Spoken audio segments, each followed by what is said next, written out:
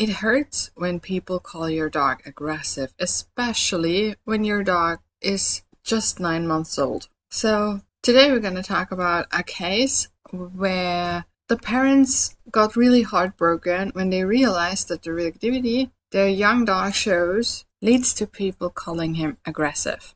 So stay tuned and have fun with this episode of A Dog Soul and I'm Pop's Guide to Your Dog's Feelings.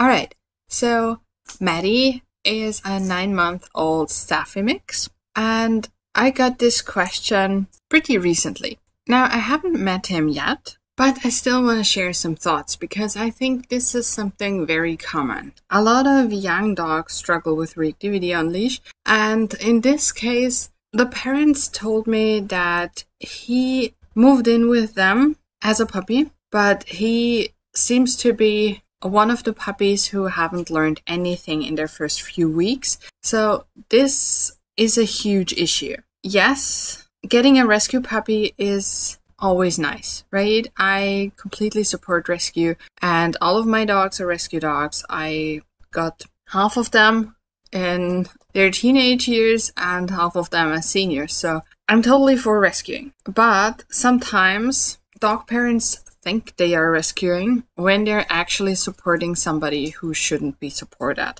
And I'm talking about backyard breeders, puppy mills, things like that. It happens more and more often since COVID, which is a shame, but alright. If you have a dog who seems like he hasn't learned anything yet, so he gets startled at sounds, doesn't really know what to do with household items, doesn't really know how to behave indoors, isn't used to harnesses, collars, leashes, things like that, gets startled by other dogs, by people, by cars, by all these things. It needs a very careful introduction, especially if your dog's older. Now, for Matty, he is 9 months old, so he is already in his teenage years, and he has come pretty far already. So he's used to indoors, he's used to household items, he's used to a harness and a leash,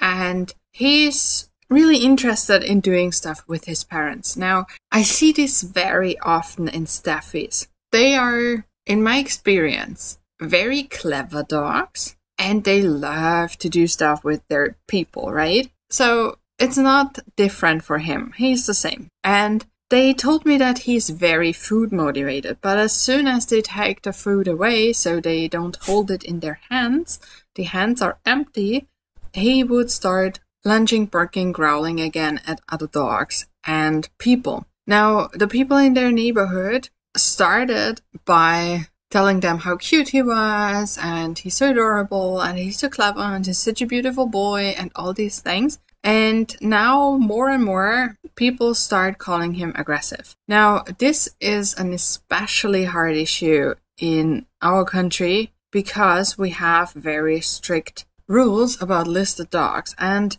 listed dogs are dogs who are put on a list of breeds that are considered dangerous. And Staffies are on top of that list. So the government thinks that a breed makes a dog dangerous, which is ridiculous, right? But they don't listen to any experts. So many people have been telling them that this is wrong, but it's an opportunity for them to squeeze more money out of people. So, well, that's beside the point. Listed dogs definitely have it harder in my country because they have rules like they must wear a muzzle in public areas, they must be leashed in public areas, they have to pay more taxes, and so on. So the combination of the breed and then people starting to call him aggressive is a pretty bad combo. So it's not only hurtful for Matty's parents when people say that, it's also triggering a little bit of fear because you never know, right? You never know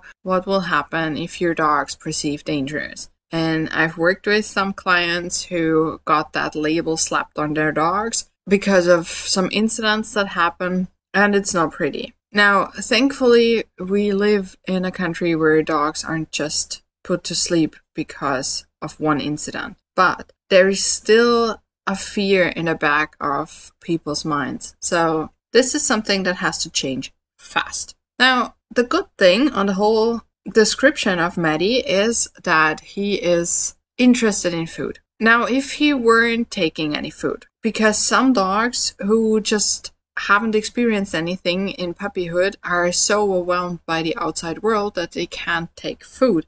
And this is a whole nother issue, right? So for him, thankfully, he can take food outside.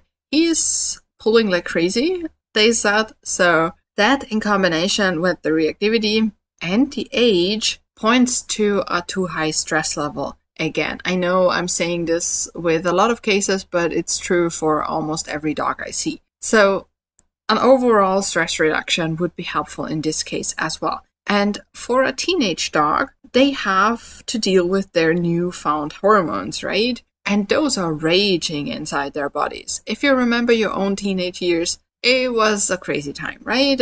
Sometimes I think back and I wonder how I could be so insane, but this is just how we are, right? And their dogs are kind of the same way. So things are changing, the brain is developing, it's in complete reconstruction mode, so we can't expect that much from our young dogs. Now, in Matty's age, it's just the beginning of puberty, kind of. So maybe it's not that bad yet. It's different for every dog, right? But we have chances that it's not that bad yet. The worse it gets. So the more you see your dog not being able to listen, not being able to pay attention to you, forgetting everything you taught him, and so on, the more patience you need. And the more I like to do just relaxing stuff and laugh about the craziness and all those things, because we can't expect that much from a teenage dog. Yes, we can work with them, of course, and we can train. We just have to adapt a lot, right? Especially when we're used to a very attentive and awesome puppy. Now, the dog's still awesome, just in a different way. So for Matty, at the same time the stress reduction happens, so maybe shorter walks, maybe only doing walks in the neighborhood where you meet other people once a week or something like that. It really depends on how much the dog can handle. But for the training itself, what helps a lot is a refocusing exercise. So the dog learns that on cue, and even without a cue, voluntarily, to turn the attention from something to the parents. Now, if you want to do this with your dog, it's super quickly trained in the beginning. So you just connect your cue with a reward. And for the voluntary attention, you can just capture your dog looking at you whenever you're somewhere, and you can use your marker signal for that. And of course, a reward. But when it comes to proofing that, we need a lot of distractions, right? We need to generalize the whole thing. So we need to teach the dog that this cue means look at me always and with whatever happens. So I like making lists of all the distractions that are possibly somewhere, and then start with the easiest one. So maybe objects that are completely irrelevant to the dog. Maybe a package of tissues or a mug or whatever. And if that works, we take the next thing that's a little bit harder. Maybe a bird or whatever. It's different for every dog. Like if you have a very hunting motivated dog, a bird might be a very hard distraction. If you have a dog who doesn't really care about wildlife, a bird is a very easy distraction. And also, how far is the bird away? That's also always a thing, the distance. Now, after proofing that and taking it to the next level and practicing with other dogs, again, the distance is so crucial. So it will be easier for Matty to see another dog from a distance. I would expect him to be a little bit insecure around other dogs due to his history, right? If he didn't make any experiences in his first few weeks, seeing another dog might trigger some insecurities. It could also be frustration.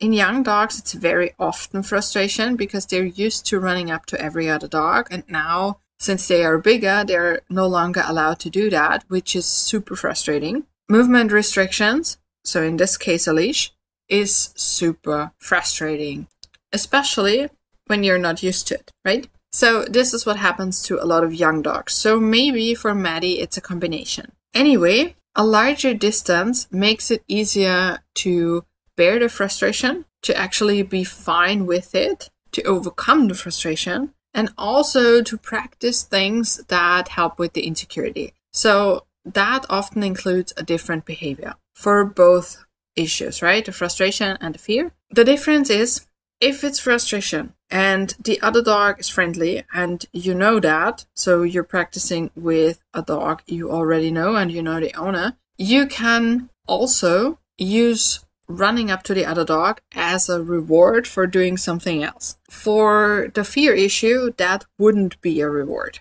So that's a huge difference between the two. If it's a combination, I would rather not use it as a reward, especially in the beginning. Maybe we can implement it later, especially after working with the same dog for quite some time. But in the beginning, it's just about establishing a new routine. So what Matty can learn is that another dog doesn't mean unstoppable excitement. That is another thing young dogs very often have. They connected other dogs with a maximum of excitement. So we need to reprogram, if you will.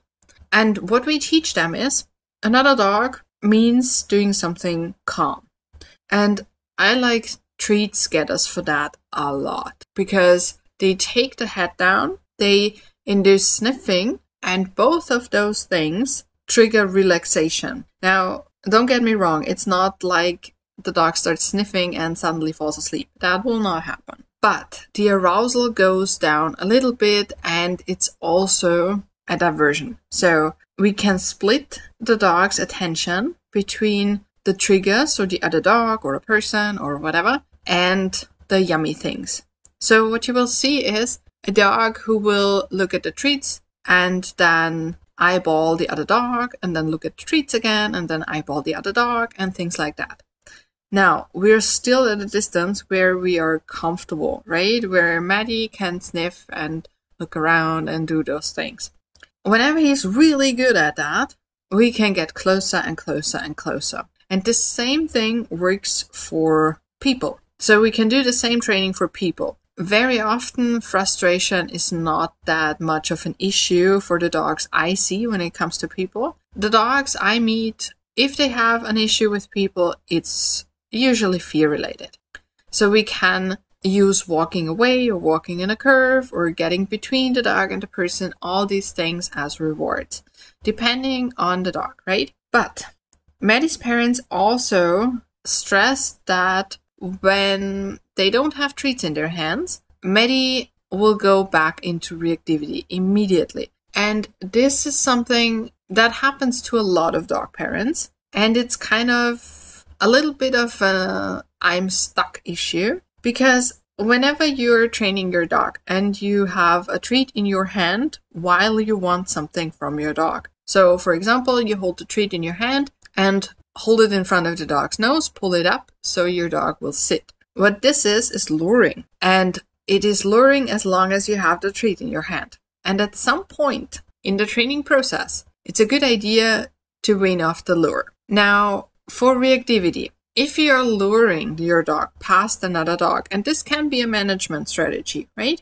If your dog is that food motivated and doesn't snap, it can be something you can use if things just get out of hand or happen too quickly. But what many dogs experience is that they get lured past another dog and they are so focused on the treat that they don't really notice the other dog until the other dog is very close, and then they get startled. Huge emotions flood them, so they escalate extremely. And I'm guessing that this could be something happening to Matty as well. So that's the danger of luring. What I would do is I would stop luring. So keep your hands out of your treat pouch. Always use a treat pouch because it's easier to access the treats, but get your hands somewhere else. maybe both hands on the leash, because then you can't reach into the treat pouch before you say your marker signal, and only reward after you set your marker signal. That way you will not get trapped in the luring trap, and your dog will learn that whenever you want something from him, it counts, even if you don't have treats in your hand, which is a very important lesson, I think, right? And you can also do things at home, like if your dog is paying attention to you but not doing anything in particular, you can ask him for something he knows how to do really, really well, like a hand target or a sit or a down or whatever, while you don't have any treats on your body at all. And your dog does whatever you asked him to do, and you mark and you praise your dog a lot, and then you invite your dog to come get a cookie, and you walk somewhere where you store the treats, right? And you give your dog a treat. The important thing in that is the praise. And the more experience a dog has with different rewards, the easier it is to get a variety of rewards in and not rely so much on treats, right? And this is something Matty can learn as well. He is super young, and I would bet that he's also interested in social play, in toys, things like that. Or if he isn't, a young terrier can probably learn that pretty quickly. So this is something that could also be done. Tell me in the comments if you're watching on YouTube how old your dog is, and if you have a reactivity issue. I would love to know. And of course, you can put any questions you have in there too. Don't forget to like and subscribe. That's how more people find the show and get help for their pups and have a lot of fun training. We'll see each other next time. Bye.